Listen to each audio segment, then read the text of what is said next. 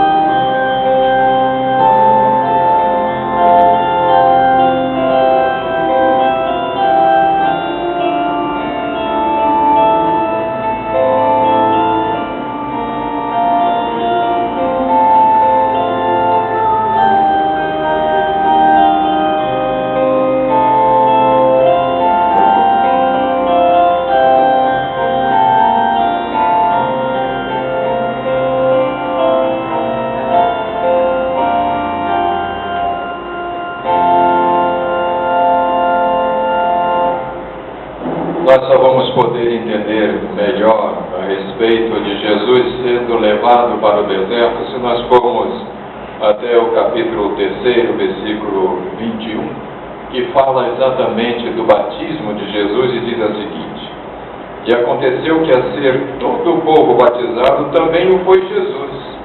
E estando ele a orar, o céu se abriu, e o Espírito Santo desceu sobre ele em forma corpórea como pomba, e ouviu-se uma voz do céu: Tu és o meu filho amado, em ti me comprazo. Logo depois vem uma genealogia de Jesus, e finalmente o capítulo 4 começa dizendo: Jesus, cheio do Espírito Santo, voltou do Jordão e foi guiado pelo mesmo Espírito no deserto. Então, nós começamos a entender algumas coisinhas que aqui estão escritas. Interessante que Jesus foi ser batizado no Rio Jordão por João Batista. Ele passou pelas águas, ele foi batizado em águas ou na água, ele foi mergulhado, foi aspergido. A Bíblia não é muito clara nesse sentido. Nós sabemos que o batismo de João é batismo para arrependimento de pecados. E sabemos que Jesus não era pecador. E essa pergunta, o próprio João Batista fez a Jesus: o que você está fazendo aqui? Eu preciso ser batizado por você, não você vir aqui para te batizar. João Batista tinha certeza absoluta que o batismo que ele exercia era o batismo da comprovação do arrependimento. As pessoas passavam pelas águas simbolizando que estavam morrendo, ou seja, eram sepultados, e ressurgiam lavados, limpos, perdoados.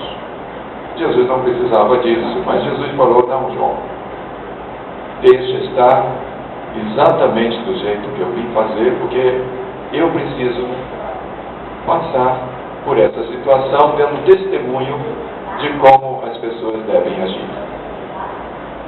No momento que ele é batizado nas águas, ou com água, ele, em oração, recebe o batismo do Espírito Santo.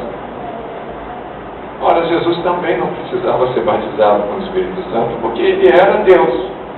Deus Pai, Deus Filho, Deus Espírito Santo. Como é que o Espírito Santo ia batizar a si próprio? Já que a intimidade de pessoas era completa. Algumas vezes os discípulos pediram a Jesus: Mestre, mostra-nos o Pai, mostra-nos Deus, nós queremos ver Deus. E Jesus respondeu a eles: vocês não estão vendo a mim? Quem vê a mim, vê a Deus. Reafirmando a sua identidade, a sua igualdade, a sua pessoa ser exatamente a de Deus. Mas nessa simbologia que Jesus nos mostra como caminhar, ele faz questão de experimentar em si mesmo e ensinar, vivendo, como é que nós devemos fazer. Então ele vai ser batizado sem precisar. E ele recebe o batismo do Espírito Santo sem necessidade nenhuma. Mas ele mostra como é que nós devemos fazer e procurar que essas coisas aconteçam. Que nós sejamos batizados nas águas e experimentemos o batismo do Espírito Santo em nossas vidas.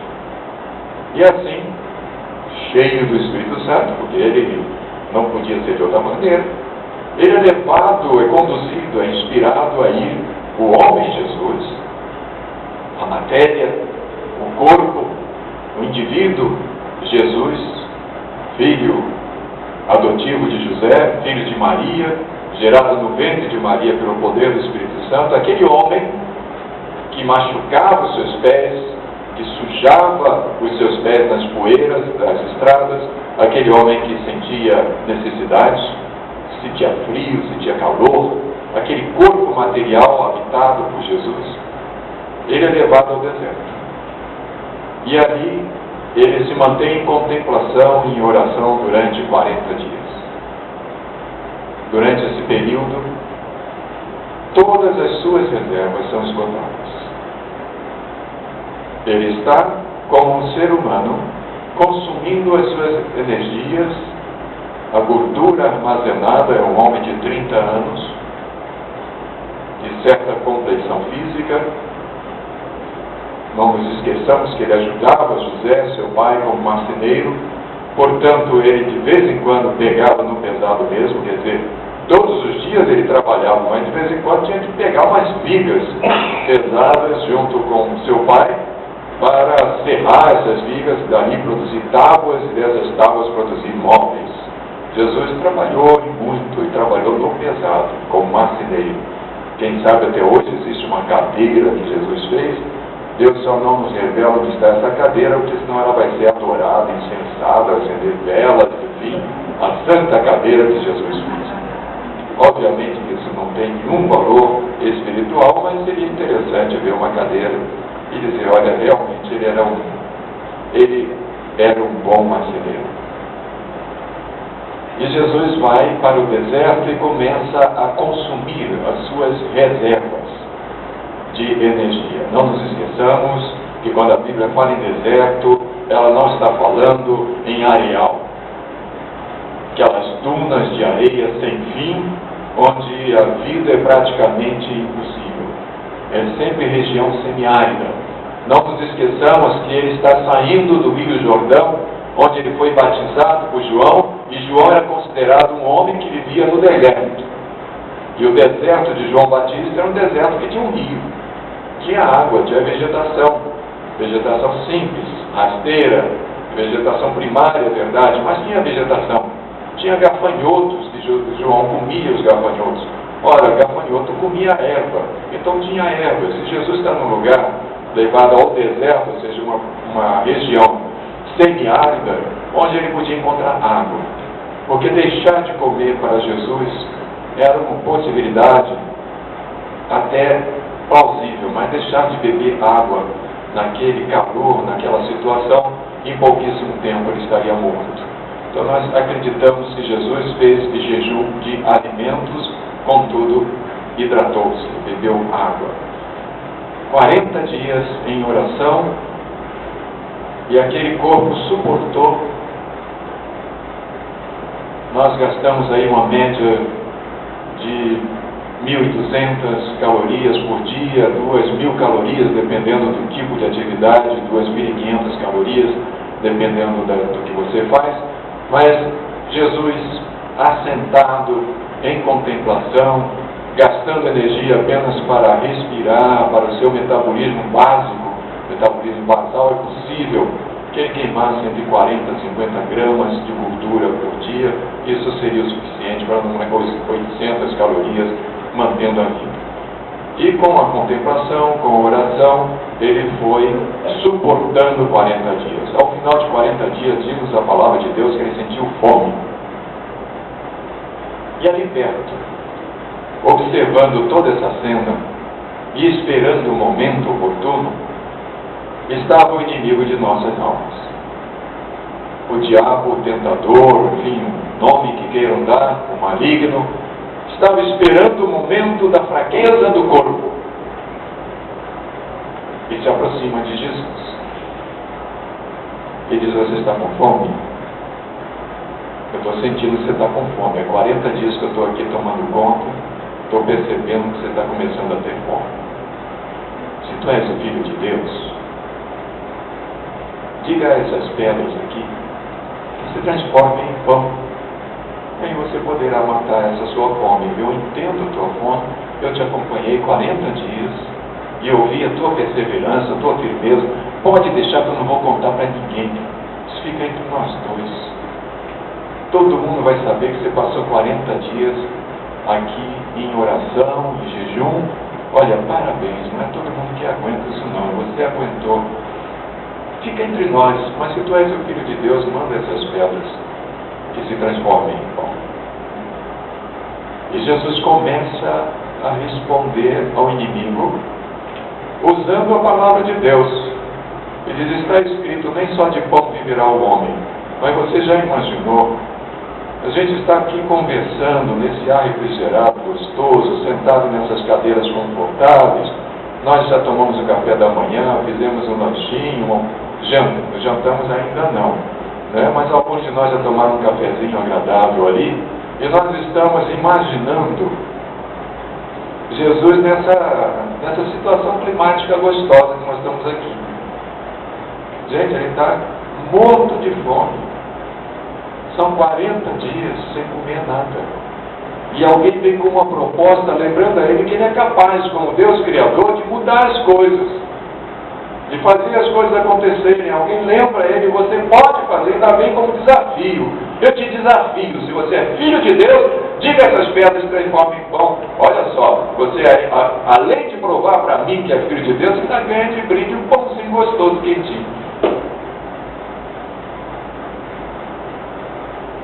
Jesus respondeu com agonia no coração. Eu posso sentir Jesus salivando com fome e lembrando aqui, pão, que maldade. Logo nessa hora que eu estou com fome, esse sujeito vem me lembrar de pão quentinho, estalando, saindo do forno. Ele vem me lembrar disso agora. Eu vejo o estômago de Jesus dando volta, roncando ali, cheio de ácido, falando, olha, come esse pão, come esse pão, come esse pão. Mas ele resiste e diz, nem só de pão viverá o homem, mas de toda palavra que procede da boca de Deus. Eu imagino o esforço para ele falar, o esforço para ele pronunciar a palavra com a boca seca e enfraquecido. Mas ele resiste a todas as provocações malignas, a todas as propostas que lhe dariam prazer. Não são propostas desagradáveis, são propostas que dariam prazer a Jesus. O prazer de se alimentar. Depois Satanás o pega no colo e eleva, sobe com ele aos ares e de lá mostra num relance todos os reinos do mundo e diz, olha, isso tudo é meu, isso me foi dado, o poder e a glória desses reinos me foi dado e eu posso dar a quem quiser.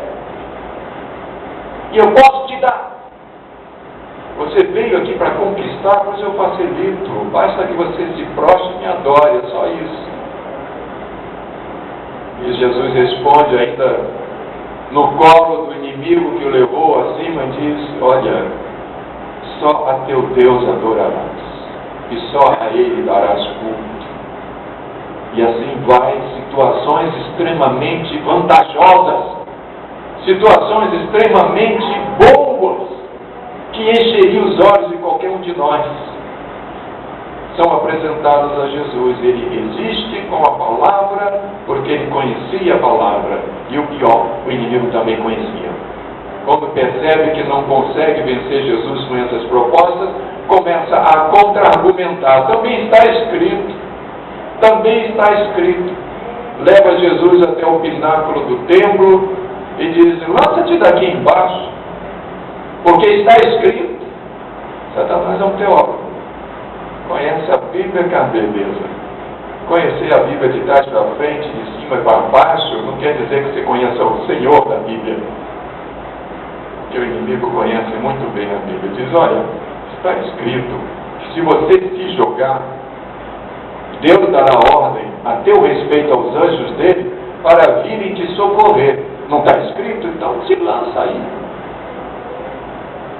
E Jesus olha para ele lá do pináculo do templo, olhando para baixo e diz, também está escrito, maligno, não tentarás o Senhor teu Deus. Depois que Satanás cansa, diz-nos a Bíblia que ele se afasta até o momento oportuno, porque ele vai voltar a perturbar Jesus, mas aquela vitória já era de Cristo. E os anjos então vêm e servem a Jesus uma refeição para ele se recuperar. Essa palavra, irmãos, é uma palavra que eu não poderia deixar de trazer para vocês hoje. Eu sinto que o Espírito Santo de Deus está movendo o meu coração nesse sentido e eu estou ansioso para passar para vocês. Vocês observaram que o maligno levou 40 dias esperando o momento certo para agir? E vocês já observaram que na vida de vocês e na minha vida,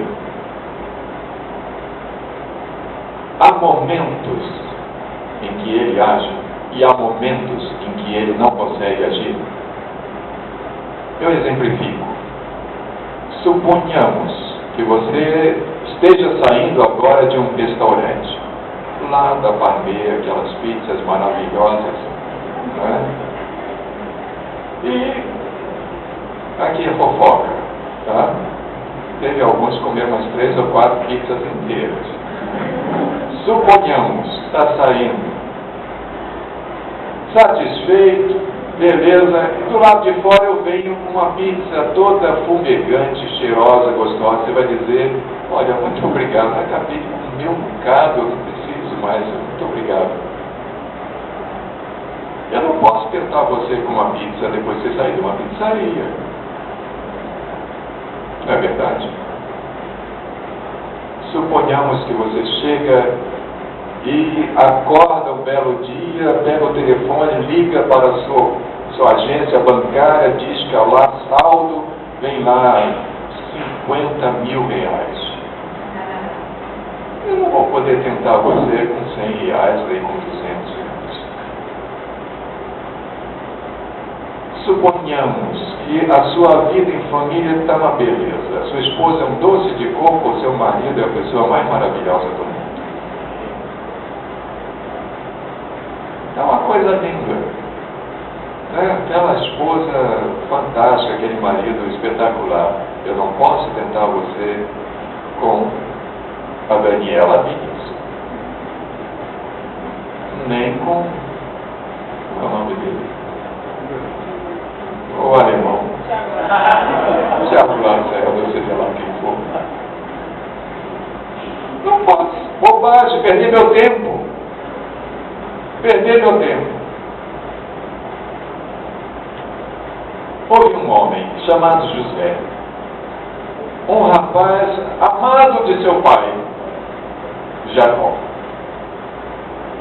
Era a menina dos olhos do seu pai. Ele era o filho da mulher que Jacó amava muito, Raquel. Portanto, ele e Benjamim, os 2 filhos de Raquel, Benjamim, quando nasce, Raquel morre de parto. Mais um motivo para o pai amar aqueles 2. Os outros, seus irmãos, eram filhos, um da empregada, outro de Lia, que Jacó não gostava tanto, claro, ele tinha sido enganado por Labão, o seu sogro. Vamos ter um Labão, mas todo mundo chama de Labão, porque ele fez lambança mesmo. Ele empurrou a filha mais velha para Jacó, que Jacó não queria, depois de ter feito um acordo. Tudo bem, Jacó levou as 2 pelo preço de uma, mas teve que trabalhar mais 7 anos. E lá estava José, que ganhava a melhor comida e a melhor roupa. Os irmãos ficavam furiosos com aquilo. E não só ele ganhava do bom e do melhor, como ele fazia questão de mostrar que ele era o queridinho do papai. E um dia José ganhou uma roupa bonita, uma veste da lá, que era uma veste que só era dada ao primogênito, que era Judá e não ele. Mas ele botou aquele terninho amani dele e foi para lá se exibir diante dos irmãos, e o pessoal com raiva dele. Os irmãos morrendo de raiva dele, até um dia que ele decide matar José. E pega o José, à distância certamente da casa do pai, e vão matá-lo, mas,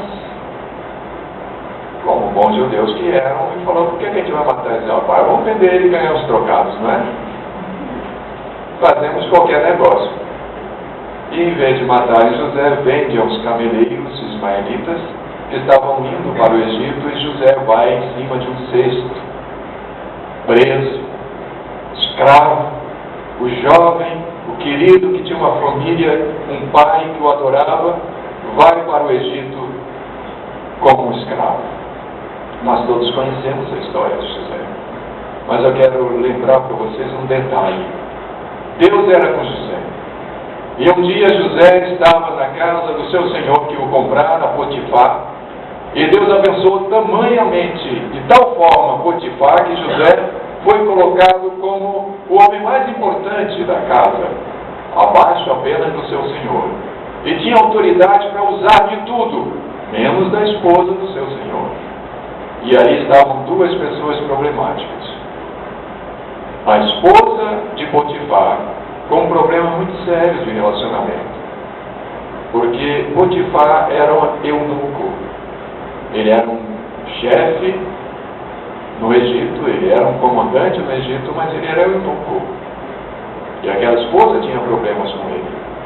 E lá estava José, um rapaz também com problema, porque ele tinha sido arrancado pelos próprios irmãos da sua casa e vendido como escravo, e apesar de estar sendo abençoado por Deus, ele era escravo.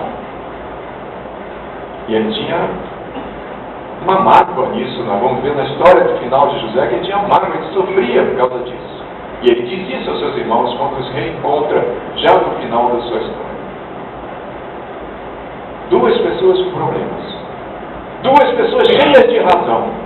No máximo dos 40 dias de sofrimento, no máximo do seu final de experiência de história.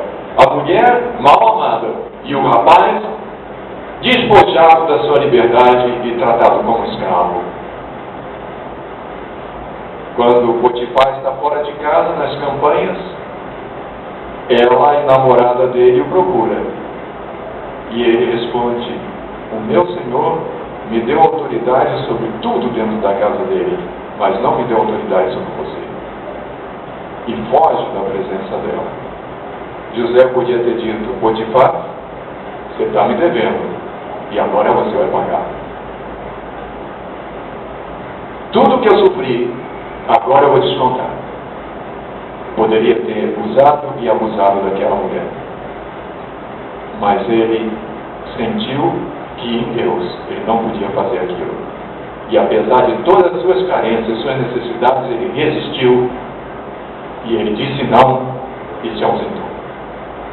Fugiu da presença dela. Pagou um sério preço depois. Mas isso já é outra história. O que é importante é que no extremo daquela vida, ele foi capaz de suportar e resistir. No extremo. O que nós aprendemos com Jesus no deserto, com José dentro da casa de Potifar, é que em as nossas vidas os problemas começam a acontecer, e as soluções também, quando chegamos ao extremo. O extremo da dor, o extremo do abandono, o extremo das necessidades e das carências, em que nós passamos 40 dias, ou seja, passamos a nossa vida toda em comunhão com Deus, em oração com Deus, todos os dias, até o dia que nós sentimos fome, ou seja, até o dia que nós não aguentamos mais aquela situação. O problema está maior do que eu posso suportar, porque agora eu estou sofrendo na carne a fome, ou seja, eu estou sofrendo na carne a necessidade. E eu preciso de uma solução, e eu tenho direito a ser feliz. É isso que passa na minha cabeça. E o que eu fizer será plenamente desculpável.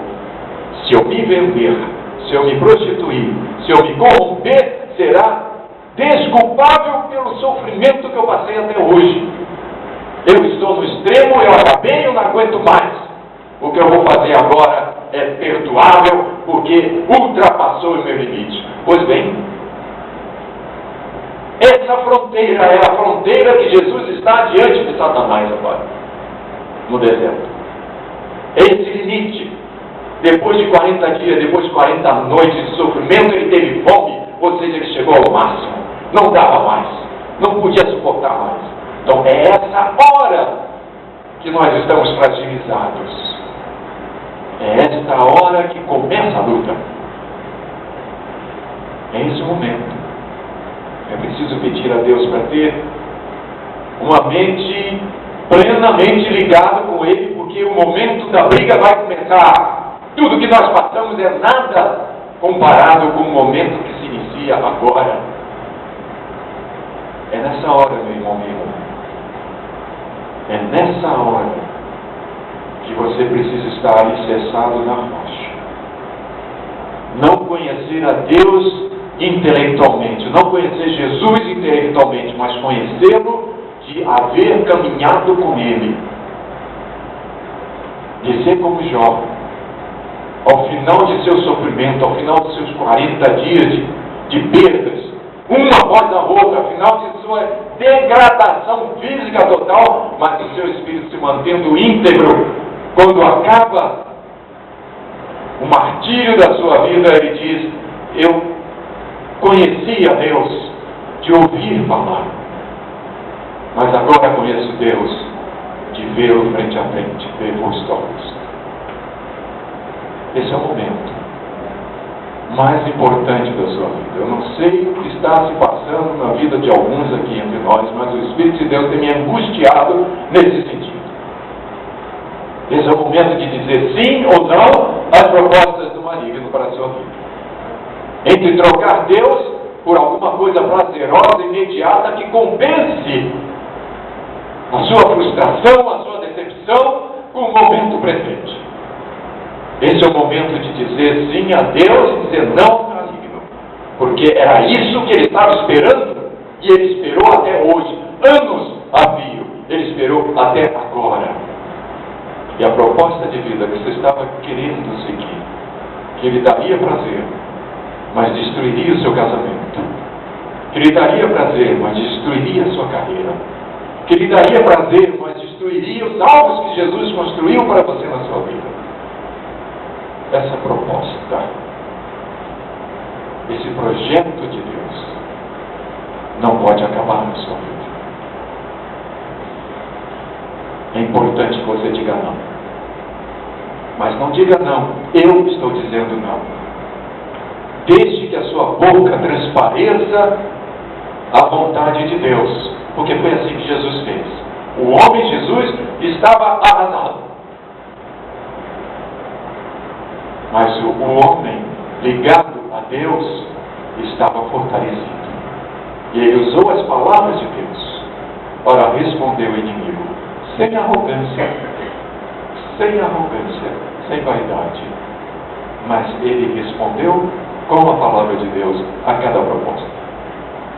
A cada proposta. Deus te dê força, meu irmão, minha irmã. Você que está passando por essa encruzilhada, essa difícil encruzilhada, Deus te dê força. Porque a tua luta começou hoje. Exatamente no final da tua carreira de sofrimento, quando você vê que não está aguentando e vai desmoronar. A luta está começando é agora. Não foi há anos atrás. É hoje. Porque é nessa hora de fragilidade que você vai começar a ser provado, tentado, para ser destruído. E eu, como pastor, tenho que zelar pelas ovelhas de Cristo. E não posso aceitar que você seja enganado, que você seja enganada pelo marido. E eu quero orar com você. Para não constranger ninguém, eu gostaria que nós, no lugar onde estamos, abaixemos todas as cabeças, nossas cabeças, para nós orarmos.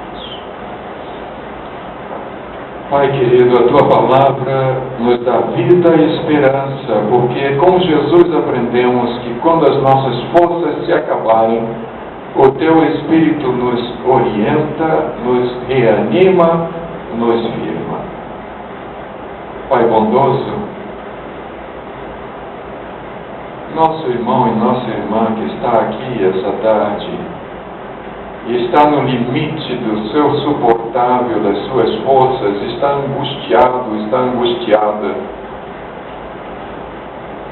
derrama a Tua presença, a presença do Teu Espírito sobre ele e sobre ela, começando por mim, indo a cada um que aqui está, atendendo ao Deus do alto céu o seu clamor, fortalecendo as suas mãos, fortalecendo os seus pés, fortalecendo o seu coração, sua alma, seu espírito, renovando a Deus a paz que somente Jesus pode nos dar e nos deu.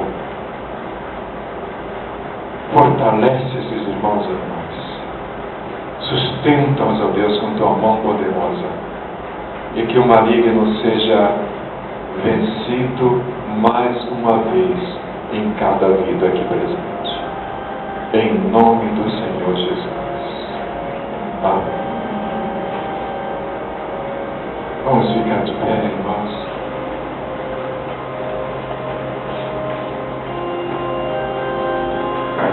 Pai nosso que estás nos céus, santificado seja o Teu nome. Venha a nós o Teu reino. Seja feita a tua vontade, assim na terra como nos céus. O pão nosso de cada dia nos dá hoje, e perdoa as nossas dívidas, assim como nós perdoamos aos nossos devedores. Não nos deixes cair em tentação, mas livra-nos do mal, pois teu é o reino, o poder e a glória para sempre. Amém. Cantemos esse hino que estamos ouvindo, é o hino de número 148 do Novo Cântico, a primeira estrofe, ao final de nossas Bíblias, hino 148.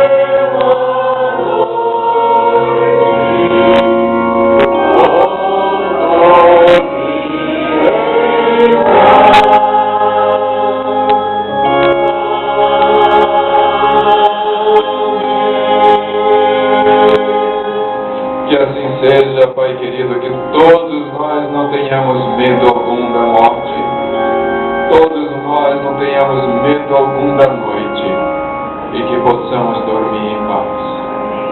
E a graça de nosso Senhor e Salvador Jesus Cristo, o amor insondável de Deus, o nosso Pai, e as ternas consolações do Espírito Santo de Deus, repousem sobre vós, irmãos amados, e sobre todos os eleitos de Deus, hoje e para todo sempre.